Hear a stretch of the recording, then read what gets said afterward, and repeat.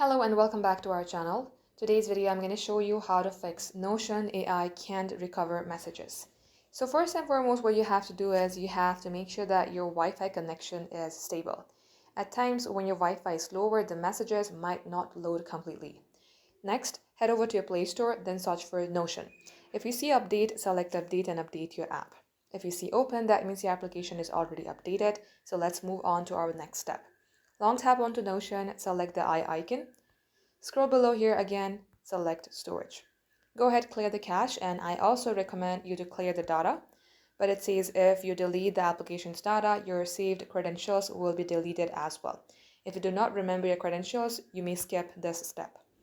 Come back onto App Info page. Lastly, select Force Stop, select OK. Now restart your device, launch your Notion, get logged into your account, and it will definitely fix your problem. If it's still not working, then you have to uninstall it. Reinstall again from your Play Store. Try the same process that I showed you and it will work.